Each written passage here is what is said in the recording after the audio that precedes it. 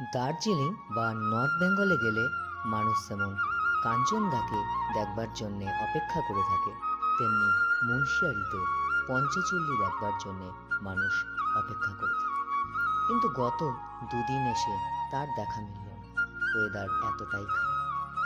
অবশেষে শেষের দিন, যেদিন মুন্সিয়ারি থেকে ফিরব, সেই দিন দেখা দিল। না, খুব পরিষ্কার দেখা যায়নি, তাও যেটুকু দেখা গেছে সেটাই অনেক।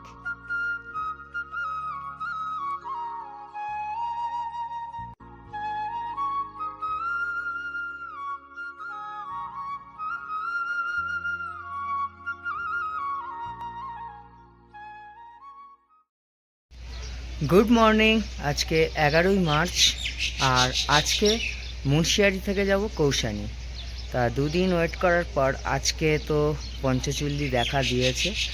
না, খুব ভালোভাবে দেখতে পাইনি, তবু আবছাভাবে দেখা গেছে একটা পঞ্চচূল্লি। আপনাদের দেখালাম সেই ভিউ।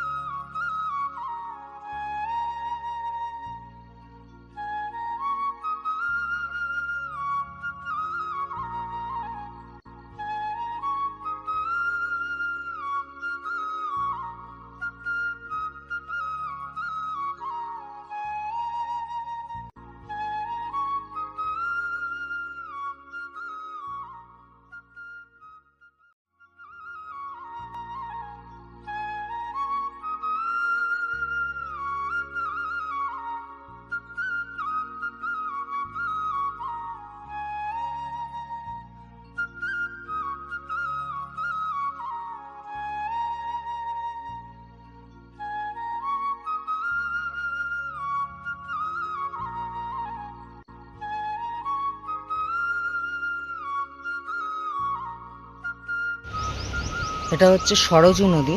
সরজু নদীর পাড়ে হচ্ছে এই বাগেশ্বর।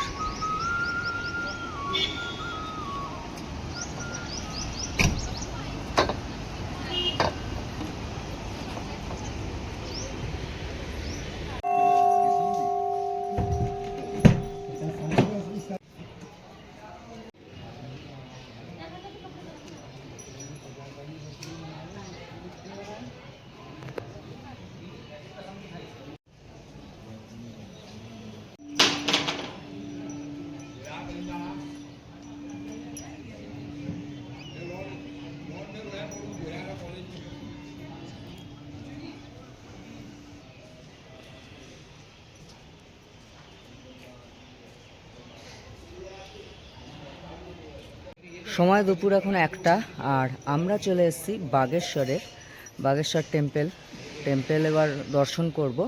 তো এটা সরজু নদীর তীরে, আপনাদের দেখালাম সরজু নদী আস্তে আস্তে। তো আমরা যাব, সরজু নদীর পাড়েও যাব।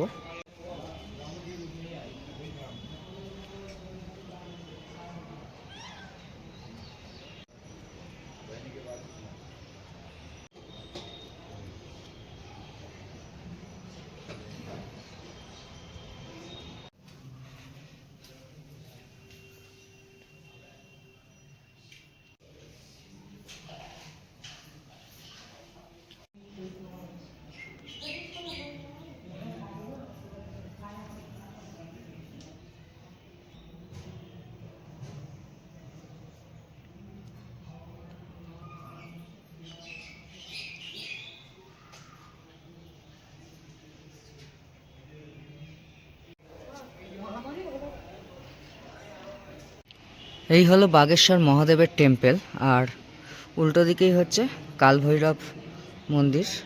তো এবার কালভৈরব দর্শন করতে যাব।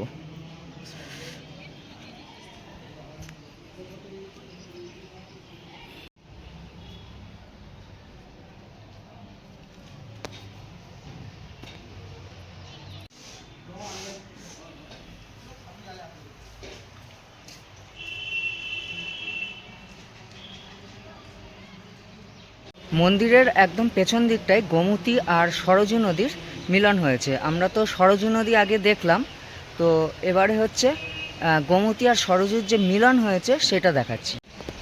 ওই হলো সরজু নদী, ওইটা দেখতে পাচ্ছি আমরা, সরজু নদী। আর এই দিকে হচ্ছে গোমতী নদী, ওই দিক থেকে আসছে। আমরা এরপর বৈদ্যনাথ যাব, ওই দিক থেকে গোমতী নদী এসছে। আর এই হচ্ছে মিলন হয়েছে, এখানটা হচ্ছে মিলন হয়েছে সরজু আর হচ্ছে গোমতীর এই মিলনস্থল।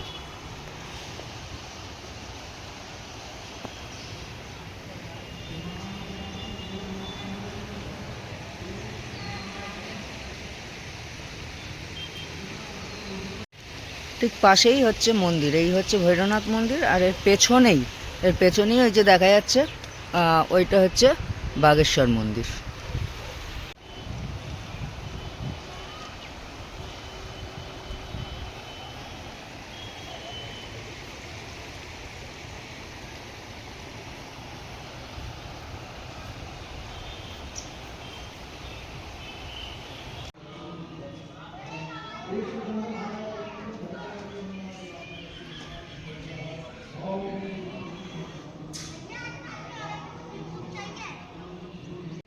সরজু নদীর পাড়ে এরকম সমস্ত মন্দির করা রয়েছে, একদম সেই কাশীর মতো লাগছে, কাশীর ফিলিংস আসছে।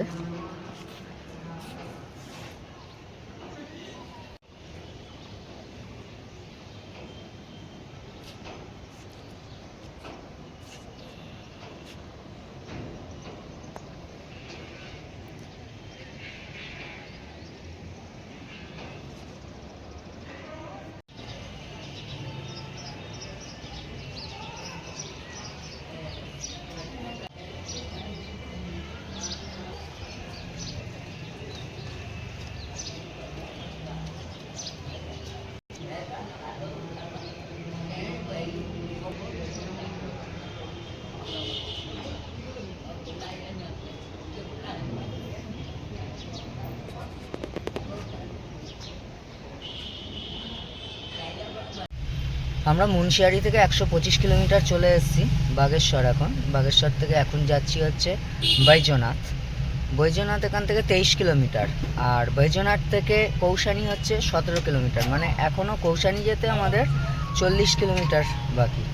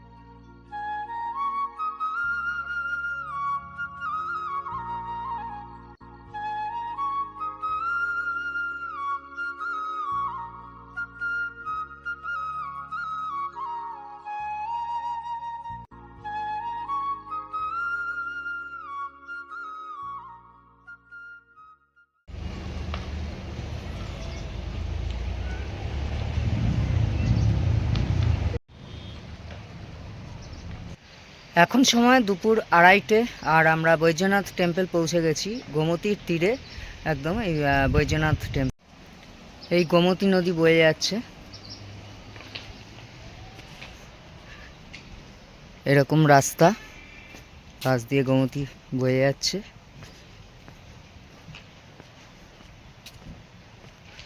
প্রচণ্ড গরম এখানে, যেমনি রোদ গরমও প্রচণ্ড। মার্চ মাসের আজকে 11 তারিখ, এখনই এখানে এরম গরম।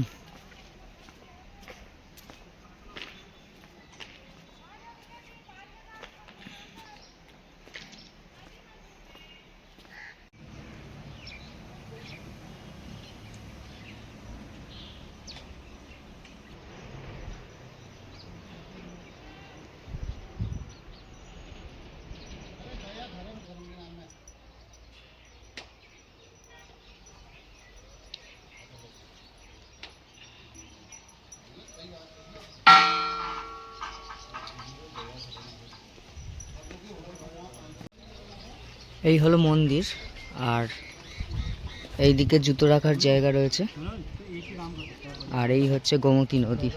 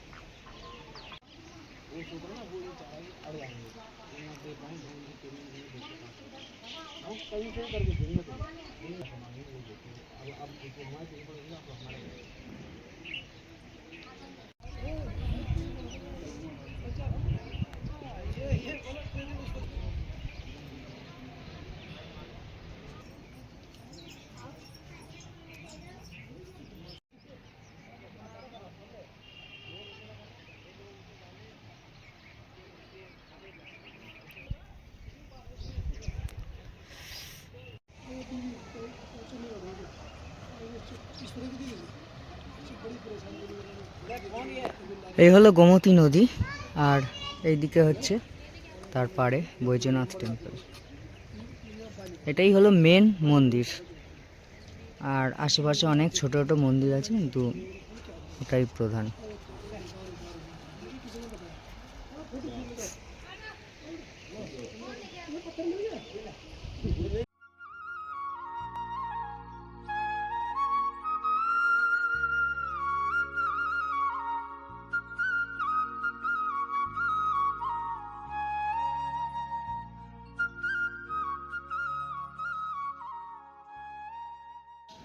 এখন সময় 3:30 আর আমরা কৌশানি পৌঁছে গেছি। কৌশানিতে একটা রেস্টুরেন্টে এসেছি, এখানে আগে খাওয়া দাওয়া করব। খাওয়া দাওয়া করে এখানে উল্টো দিকে একটা চা বাগান আছে, চা বাগানে ঢুকবো, তারপরে একটা শাল ফ্যাক্টরি আছে, শাল ফ্যাক্টরি ঘুরে আমরা কৌশানির হোটেলে যাব। এখানে টি গার্ডেনে ঢুকতে গেলে 25 টাকা হচ্ছে এন্ট্রি ফি। আমাদের নর্থ বেঙ্গলের চারিদিকে টি গার্ডেনের ছড়াছড়ি, মানে যেখানে তাকাবেন সেখানে টি গার্ডেন, আর এখানে টি গার্ডেনের জন্য 25 টাকা এন্ট্রি ফি। 25 টাকা টি গার্ডেনের টিকিট কেটে নিলাম। এটা হচ্ছে দিল্লির লাড্ডু, যে খাবেন সেও পস্তাবেন, যে না খাবেন সেও পস্তাবেন। মানে টিকিট কেটে দেখছি কি আছে এমন কি 25 টাকার কি টি গার্ডেন।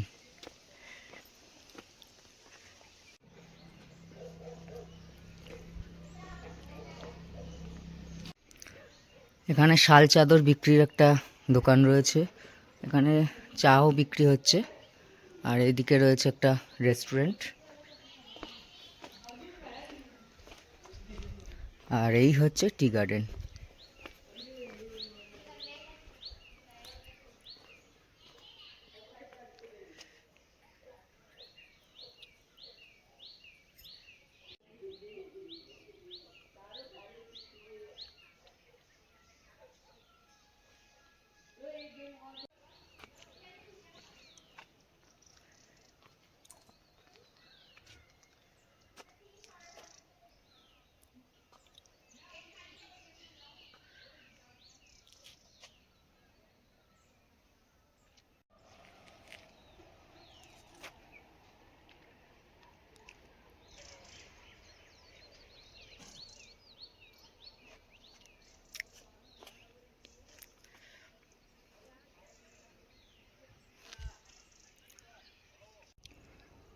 এরকম বসার জায়গা রয়েছে ওপরে,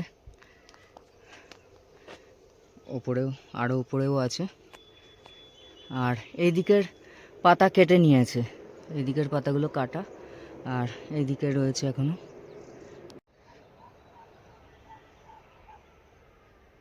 ওইদিকে সব গাছের পাতা কেটে নিয়েছে।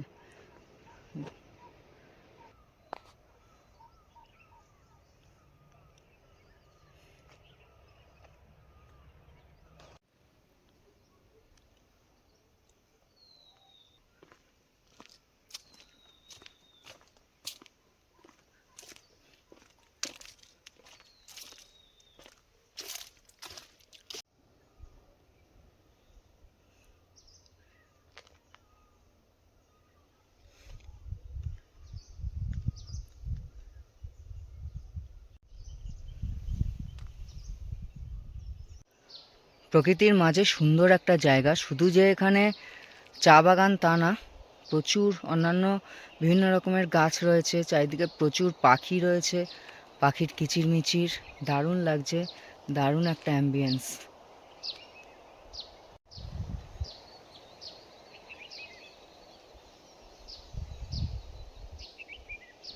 পাইন গাছ, পাইন গাছে কত পাইন ফল ঝুলছে দেখুন।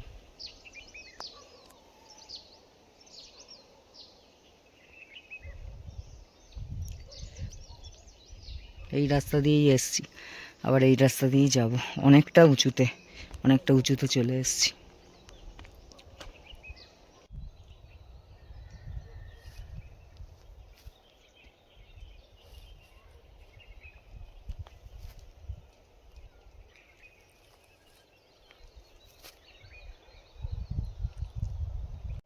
ভেতরে এরকম একটা পার্কও রয়েছে। অ্যাকচুয়ালি সব কিছু নিয়েই, এইসবের জন্যই 25 টাকা এই টোটাল গার্ডেনটাকে মেনটেনেন্স করার জন্যে।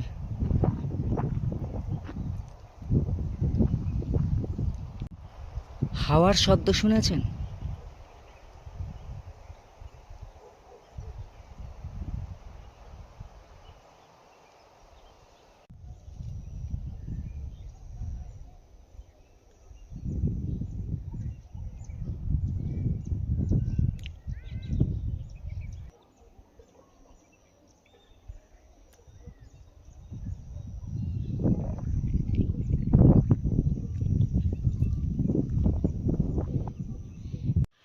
এখন সময় বিকেল 5:30, আর আমরা চলে এসেছি কৌশানীর শাল ফ্যাক্টরিতে।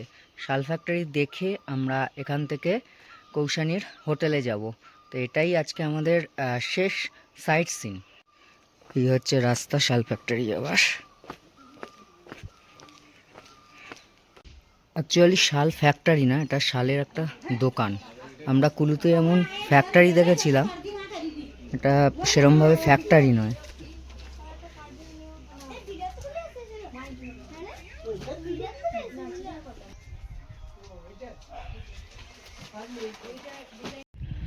বিকেল 5:30টার সময় আমি এলাম কৌশানীতে, কৌশানীর হোটেলে, হোটেল সাগর।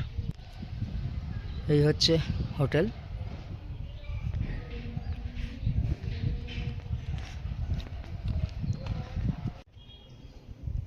হোটেল সাগরে আমার রুম।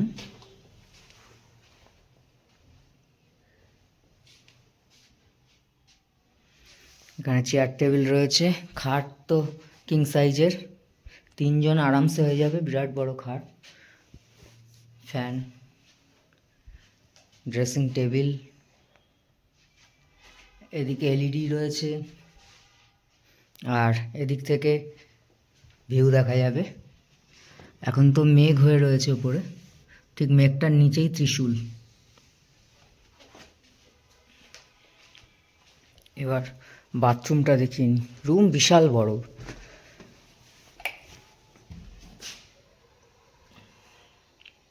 গিজার, কোমোট, বালতি, মগ, বেসিন, আয়না, জামা কাপড় রাখার জায়গা।